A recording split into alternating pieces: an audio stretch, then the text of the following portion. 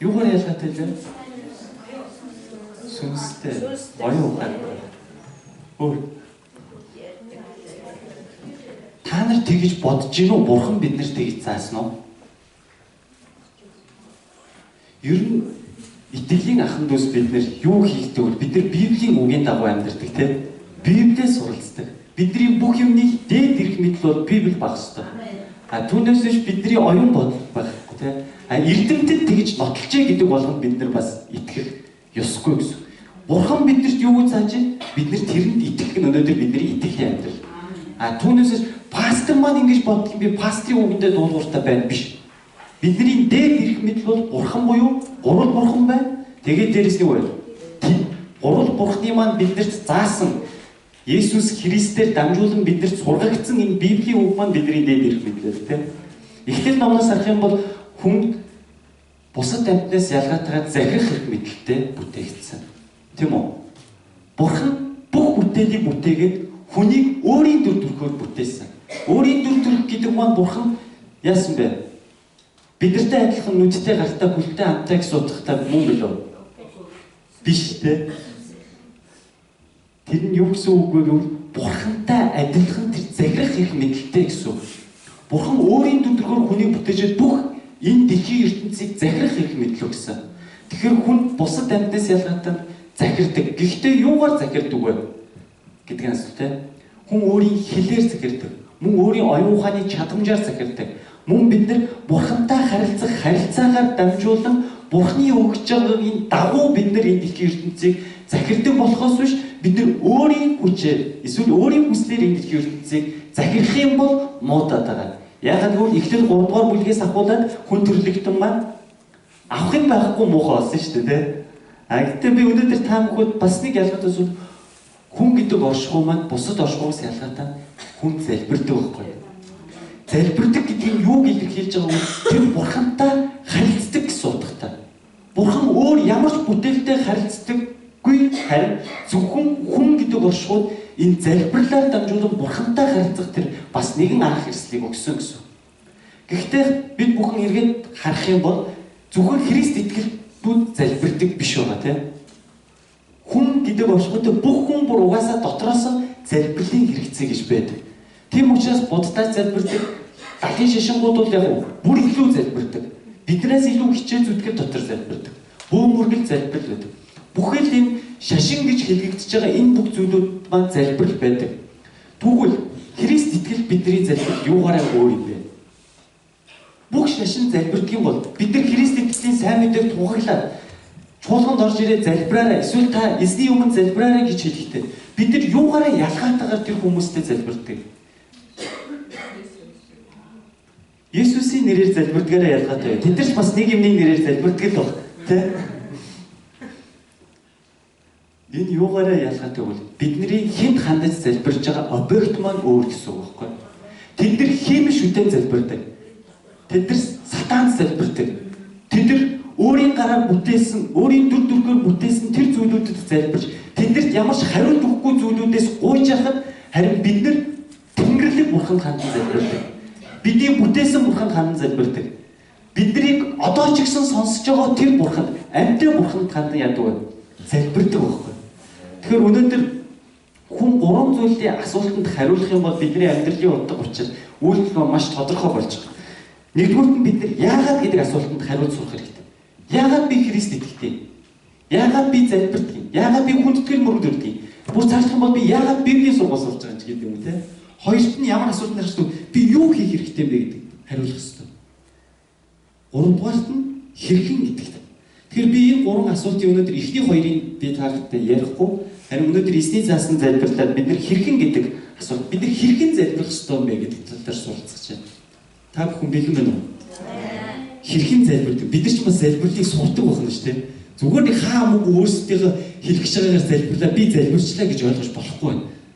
Бид нар Библийн дагуу заасан Бурхан бидэрт яаж залбираа гэсний дагуу залбирч яаж бидний Бурхан бидний залбирлыг сонсно. Түүнээс хаа мөг өөрөөрөө залбирчаа за Бурхан намайг сонссон яагаад та хариулахгүй байна гэж бид нар Бурханаас эргээгээд тэр хариултыг ихэж болохгүй гэсэн. Бурхан Библиэд яаж залбираа гэсэн бэ? Ер нь эзний заасан залбирлаар бол бүтэн семестрийн хичээл ордог л доо. Гэхдээ энд өнөөдөр би та нарт чинь хамгийн нэгдүгээр тэр залбирал эхлэхдээ яаж эхлэх ёстой вэ гэдэг талаар зааж байна. Юу гэж дуудаж эхлэх ёстой вэ гэж зааж байна. Юу гэж дуудаж гэх юм? Матай номдэр бол Тэнгэрт байгаа бидний эцэг минь гэж залбирч. Луг номдэр илүү Луг номын маань яг бичигдсэн гол зорилго, энэ номын маань гол зорилго нь өөрөө Есүсийг хүний хүү гэдэг талаас нь бичсэн учраас энэ илүү хувьчилсан хүн. Та нар Еврей соёлд Аава гэх Бурхныг дуудвал ямар их одоо доромжлол болох мэдгүй. Энэ хүн ямар их бараг чулуу ширж үгээр тэр ариун нэгнийг махан бий болсон бид нар Аава гэж дуудах юм бол тэд нар яг вэ? Үзий ядна гэсэн үг. Чи Есүс тэд заахтаа шавдыртаа заахтаа тэрийг Аава гэж дууд гэж илүү хувьчилсан байна. Хүн чанарал руу гэсэн үг тийм. Хүн Аава бид нар Бурхантай ямар харилцаатай вэ? Тэр бидний Аав байх нь шүү. Аавасаа хүүхэд юм гоохтой яаж вэ? Аав ер нь надад өгөх болов уу, өгөхгүй болов уу? Ер нь аав байхгүй хаа. За ер нь ааваас илүү нэгнээс гоё гэж ерөөсөө ярьдгүй шүү дээ. Аава итгэлтэйгээр би нэг өдөр хүүхдээ өндөр юм дээр зогсоож байгаа аав руу үсэр гэдээсээ баг. Эхлээд ингээд айгаад байгаа үсрэхтэй. Тэгэхээр би доороос нь ингээд гараад тусчаад чи аавдаа итгэхгүй байгаа юм уу? Үсэр гэсэн чи ямар ч эргэлзээгүйгээр шууд үсэрч байгаа. Тэг хэрвээ аав алдчихвал яана энэ ч одоо өстой тэргээ те нэг жоох явцсан санаатай байвал өсөхгүй л болтой те. Гэхдээ хүүхэд яаж вэ? Шууд ааваа гэсэн итгэлтэйгээр энэ үйлдэлийг хийж байгаа. Тэгэхээр Христ итгэгч бид нар чинь ингээ жоох итгэлийн амьдралаар удаан яваад хэр аюул тийм санаатай залбирдаг болчихсон шүү дээ.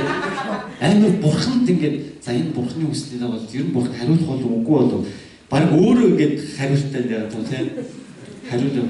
Гэхдээ бид нар аавтай хандаж залбирч байгаа бол бид нар итгэлтэйгээр аав надад хариулна. Аав надад илүү хувьчилсан ярина. Аав надад миний хүсэж байгаа бүх зүйлийг мэдж байгаа. Юу сайн гэдгийг надад мэдж байгаа. Түүнээс ч бурхан миний хүсэж байгаа болгоныг өгдөг биш. Харин бурхан надад сайн гэснийг яадаг вэ? Өгдөг байхгүй. Надад сайн гэснийг бурхан. Би ч гэсэн хүүхдтэй миний хүү хайртай юм чигээд биед нь хор болох зүйлүүдийг хизээч хийж өгөхгүй гэсэн. Энэ хүүхэд хичнээн дургүй байсан ч би хүүхдээ хамгийн сайн гэж байгаа болгоныг яг хийж өгье гэсэн. Тэгэхээр Библиэлд өнөөдөр Бурханыг бид нэр залбирахдаа юу гэж хэлдэг вэ? Ааваа гэж хандан залбир гинэ. Бид нар тэр аав руу хандан итгэлтэйгээр залбирдаг байх хэрэгтэй гэсэн.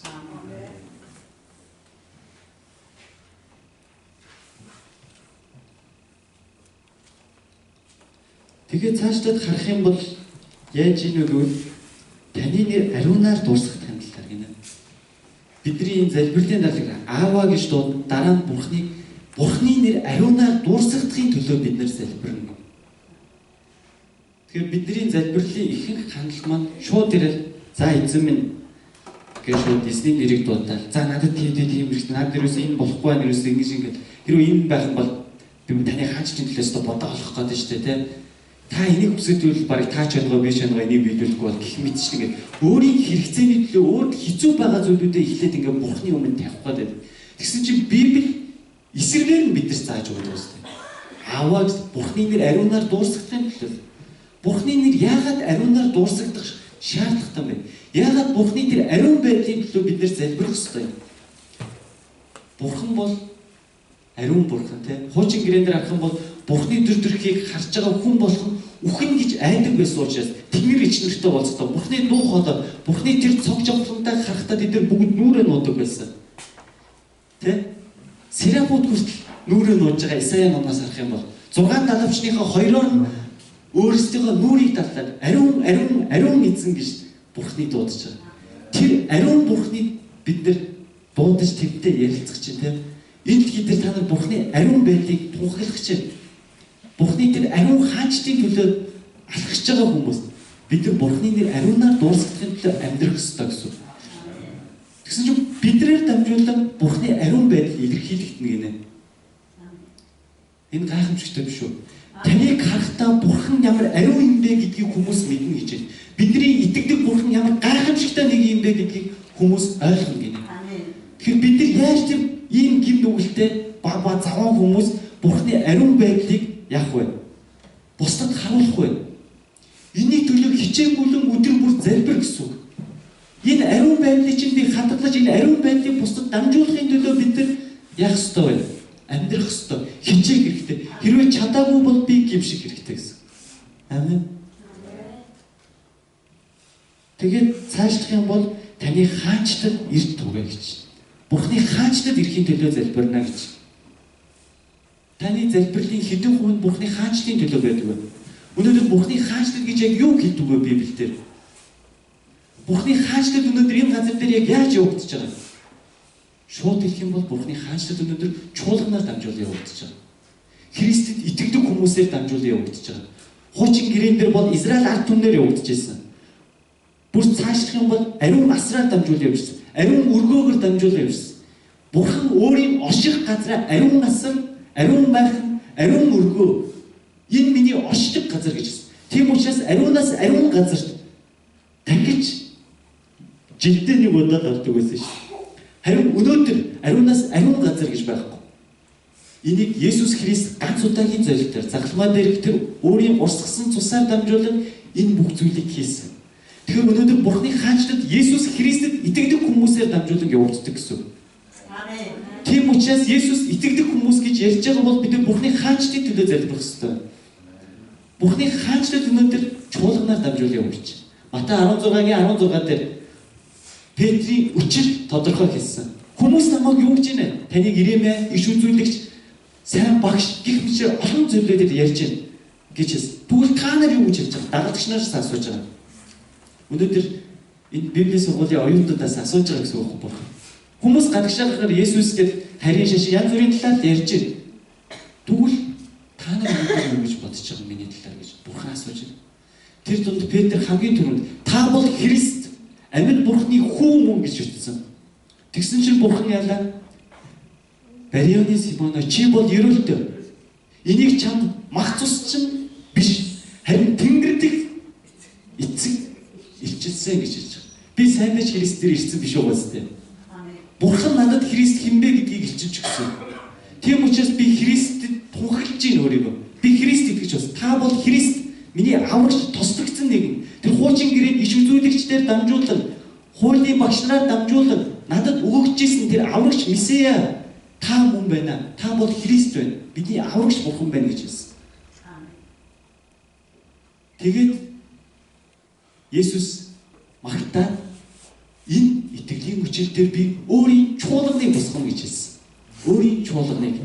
Тэгсэн чинь тэр чуулган өнөөдөр юу хийдэг вэ гэвэл Бурхны хаанчлалын төлөө зогсдог тэр газар байна. Бурхны тэр ариун газар байна.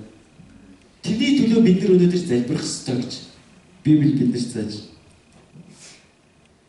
Тэгээд Бурхны хаанчлалын дараа залбирсны дараа өдөр тутмын талхыг одоо л нэг юм ёо ингэж нэг хэрэгцээ рүү бодсон юм байна шүү дээ.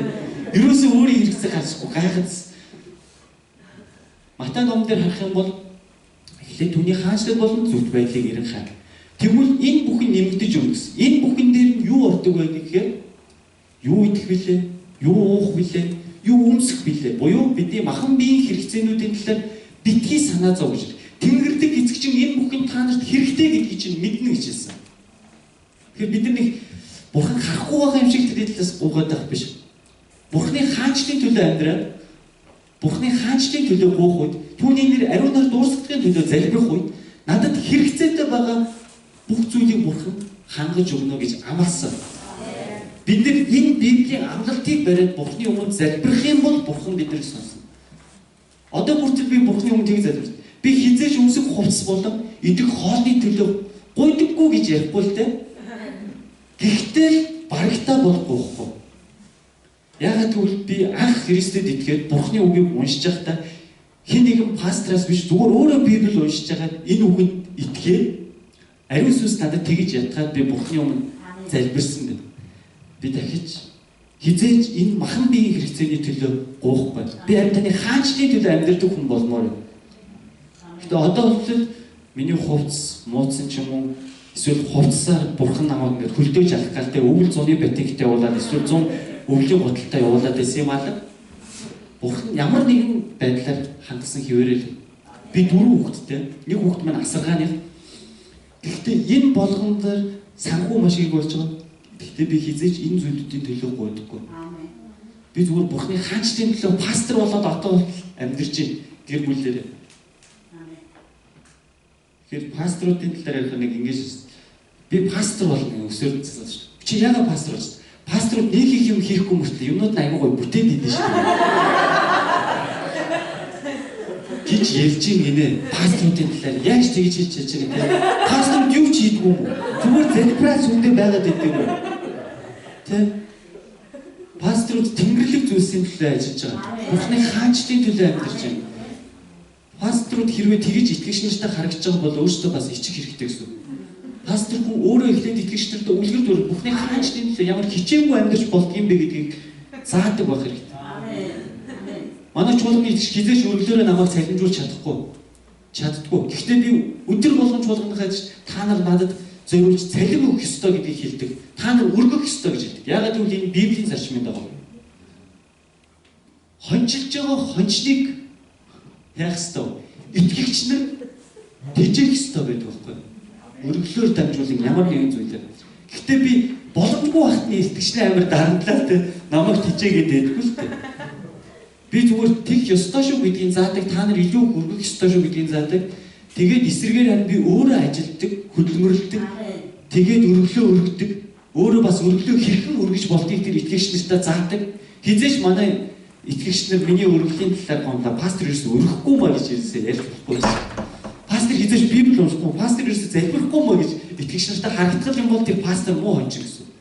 Пастор илүү их залбирч, илүү их ном уншиж, илүү их боловсрч тэр хэмжээгээр Христийн хаанчлал алтрын төлөө ажиллаж явах ёстой хүмүүс гэсэн. Бурхан яагаад гэвэл бидэнд тэр эрх мэдлийг өгсөн. Бурхан чуулганд энэ эрх мэдлийг өгсөн. Бурхан чуулганд эрх мэдлийг өгөхдөө сайн дурын төрийн бус байгууллага байгаарай гэж чуулганыг байгуулаагүй.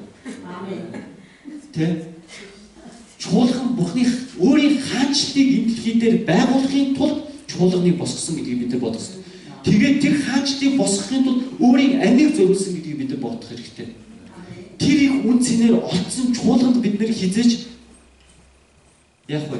Сул дорой юм шиг дандаа нэг болж бүтггүй хүмүүс явдаг юм шиг тийм байдалтай бид нар харуулж болохгүй гэсэн үг байхгүй юу? Бид нар чуулганы үн цэнийг бид нар өргөх ёстой гэсэн үг.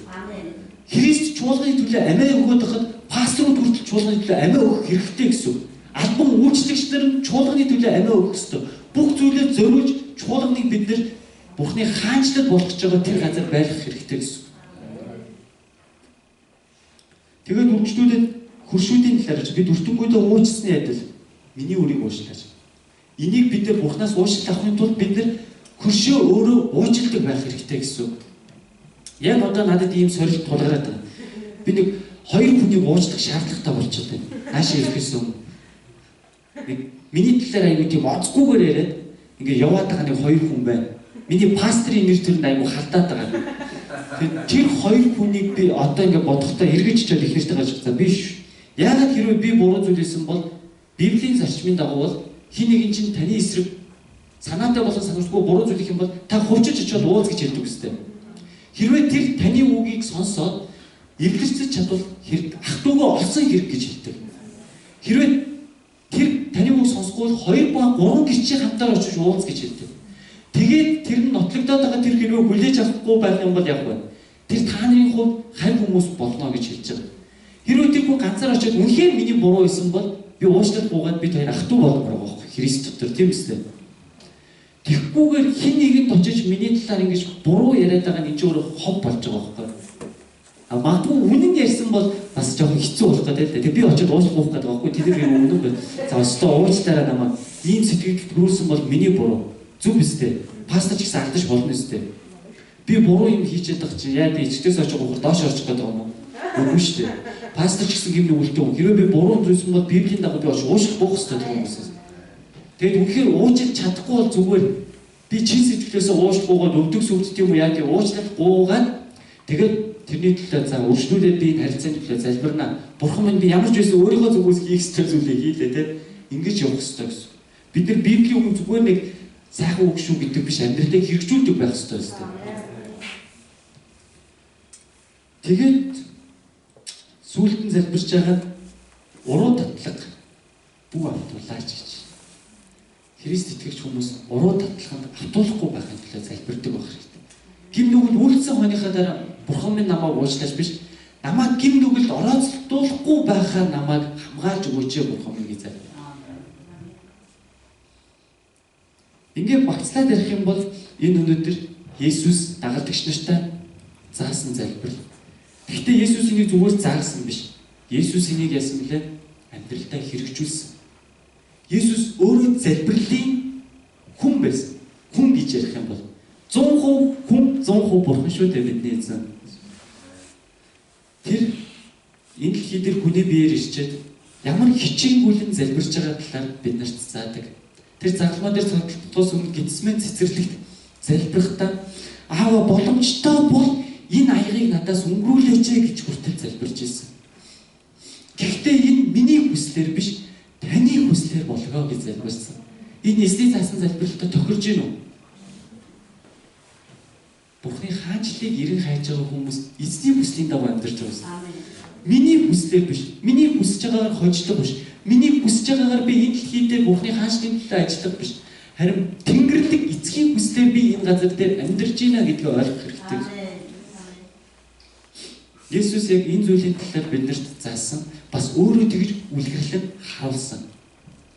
Яг энэ жишээний дагуу сүүл Илч Паул ч гэсэн энэний талаар ярьдаг. Тэр зөрөгтэйгээр хэлэхдээ та нар намайг дуурайгсад бай гэж хэлж чадсан. Өнөөдөр чуулган үйлчилдэг хүмүүс, пастор, ахлагч, туслагч нар бүгдээрээ Магдалины ахлагч буюу эсийн бүлгийн ахлагч буюу чуулганд ямар нэгэн байдлаар оролцож байгаа Христийг бий болсон энэ эрхтнүүд маань тэгж Бурхны өмнө зоригтойгоор амьдрч чаддаг байна. Өөрийн дагуулж байгаа дагалдагч нартай намайг дуурайгсад бай. Би ч гэсэн Христийг дуурайгч байгаа. Мөн үү? Намайг дуурайж гэдэг нь Христийг дуурайж гэсэн. Түүнээс миний дагаж, миний үйлчилж байгаа болгоны, миний ярьж байгаа биеийн хөдөлгөөний гэсэн үг биш. Христийг л дагдаг болохын төлөө бидний зорилго байгаа. Бүх хүмүүс Христийг дагдаг болохын төлөө. Хэрэв бүх хүмүүс чуулганы итгэж пастрыг дагдаг бол чуулган нурдаг байхгүй. Тэр нэг универсал пастрыг дагдаг бол эсвэл тэр нэг гоё пастрын номлолыг дагдаг бол эсвэл тэр хүний хувь чанарыг нь дагдаг байх юм бол энэ буруу хончлол гэж хэлж байгаа. Харин жинхэнэ Библийн дагуу хончлол бол тэрүүн хончин бол Христ бид нар хончлогдох ёстой гэсэн. Христ рүү бид нар хамтдаа өсөх ёстой гэсэн. Пасторууд аль хэдийн өссөн байгаад байгаа биш.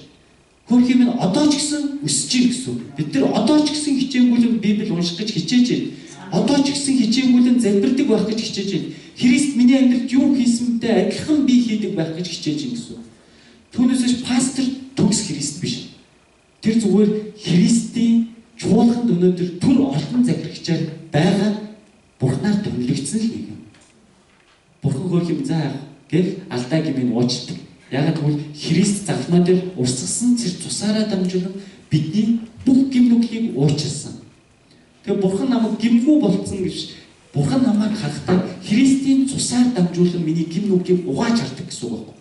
Христийн цус бидний гимнүглийг дарталсан гэсэн утгатай, хутсан гэсэн утгатай. Энийг Библиэлд хэлэхдээ нэгүсэл гэж хэлдэг. Нэгүсэл. Эфес номон дээр бидний авралын талаар хэлэхдээ хинч өөрөөрөө сайрахгүй гэж хэлсэн авралын тухай ярих юм бол. Харин бид энэ Бурханаас өгөгдсөн бэлэг бөгөөд итгэлээр, нэгүслээр энэ бидэнд ирсэн гэдэг талаар ярьж байгаа. Тэгэхээр хинч өнөөдөр Бурханы хаашаад багцсан, би Христэд итгэж үйлчлэгч, эсвэл би лаг Магдалины ахлагч, би лаг агуу пастор гэж өөрөөрөө сайрах боломжгүй гэсэн. Бидэрт мөх амийг өгсөн, итгэлийг өгсөн энэ бүх зүйлүүд зүгээр Бурхан надад өгсөн бэлэг байхгүй. Тийм учраас өнөөдөр бүх чуулган Бурханд хандан мөргөл өргөхтөө талархлыг Бурханы өмнө барьж очтгоо гэсэн. Би танд талархаж байна эзэн минь. Надад өнөөдөр энэ амийг өгсөн талархаж байна. Надад энэ үйлчлэх боломжийг өгсөн талархаж байна. Би өнөөдөр пастор болсондоо Бурханд үнэхээр их талархаж байгаа. Өнөөдөр би Бурханы үгийг дамжуулдаг нэгэн болж байгаад үнэхээр их талархаж байгаа. Бурхан надад энэ ивэл нэгүсийг өгсөн талархаж байна. Түүнээс надад ийм хэцүү амьдрал өгч. Яа чуулганс ч мөнгөгүй маа. Би яагаад ийм ядуу амьдрах хэрэгтэй гэж би хизээж боддгоо. Би үнэхээр баяр хөөртэй амьдарч. Надад энэ дэлхий юу ч байсан Христийн хайр байхгүй бол эсвэл Бурханы энэ нэгүсэл байхгүй бол миний амьдрал утгагүй. Энэ Бурханы үг байхгүй бол. Тэгэхээр өнөөдөр та бүгдээр Лук номоор дамжуулан залбирлын талаар загч бид нар залбирал дотор хүчтэй болцгоё. Залбирал дотор босгон байгуулагдцгаая. Бидний залбирал өнөөдөр яг ямар байна? Эзний заасны дагуу байна уу? Миний бодлын дагуух залбирлууд байна уу? Энийг бид нар дахиад нэг шалгах хэрэгтэй. Бидний үйлдэл болгоныг өдөр болгон алхаа гişгийн үг яриа болгоно Бурхны үгээр дамжуулан шалгах хэрэгтэй гэсэн. Бурхны үг шүү. Пастрын үг биш. Пастор чинь заримдаа буруу та нарын үг хэлж буруу зүйлээр урамшуулж магадгүй. Эсвэл буруу зөвлөгөөж өгч магадгүй. Харин төгс зөвлөгчийг Исая номон дээр Бурхан гэж хэлсэн. Би бол инхийн жан гайхамшиг даврал төгс зөвлөгч гэж хэлсэн. Тэгэхээр бид нэр хин нэгнээс хамгийн түрүүнд асуудал гаргахад пастор руугаа гүөхээс өмнө, эсхийн бүлгийн ахлагч руугаа гүөхээс өмнө Бурхны өмнө суудаг болох хэрэгтэй. Тэгээд Библийг бариад хайдаг байх хэрэгтэй. Библи яг энэ талаар юу гэж заадаг юм бэ бид нарт? Тэгээд залбирлын маань дарааллууд Бурхны хаанчлалын төлөв залбирлууд маань эхэлж байгаа. Тэгээд нэг жижигхэн хэсэгт нь өөрсдийн хэрэгцээний төлөө. Гэхдээ энэ жижигхэн хэсэг нь өөрсдийн хэрэгцээ илүү хоогонд хувьчсан гэхээс илүү энэ бүх залбирал маань бүх агуулга маань нийлээд Бурхны хаанчлалын төлөв залбирлууд баг. Бидний Бурхны хаанчлалын төлөв хэрхэн зөв даах хэрэгтэй заасан залбирлууд. Хамтдаа залбирцгаая. Тэнгэрлэг мөнхийн эзэн минь тань үнэхээр их баярлалаа. Аава таны нэр үнэхээр ариунаар дуусгах болтугай. Таны хаанчлал өнөөдөр энд сууж байгаа таны хайртай сонгон дуудсан энэ хүмүүсээр дамжуулан таны хаанчлал энэ газар дэлгэх болтугай гэж гүйж байна. Эзэн минь бид нар махан биеийн хүслийн дагуух биш харин тэнгэрлэг таны хүслийн дагуу таны хаанчлалын төлөө таны чуулганы төлөв төр залбирлууд байхад та намайг мэдэрдэж ятгах өгөөч. Ариун сүнс өдөр болгон Бурхны хэлж байгаа сануулж байгаа үг болгоны дагуу хөтлөн дагуулж өгөөч гэж би танаас гуйж байна. Ариун сүнсний хүч чадал мэрэгэн оюун ухаан бидний дотор өдөр бүр өссөөр байхын төлөө танаас гуйж байна. Библийг мэдэх мэдлэг маань өссөөр байхын төлөө танаас гуйж байна. Бурхны үгийн дагуу амьдрал маань бас таны хүслийн дагуух болж өөрчлөгдөхөд та тусалж өгөөч гэж танаас гуйж байна. Бид нар бас үртэнгүүдээ уучлахыг хүсэж байна. Миний эсрэг буруу зүйл хийж байгаа тэр хүмүүсийн төлөө би танаас гуйж байна. Аава та тэднээс өөрийн нэгүслийг ойлгож өгөөч гэж танаас гуйж байна. Бүх алдар хүнлэл магтаал танд байх болтугай. Бидний эзэн Есүс Христийн нэрээр талархан гоо залбирч байна.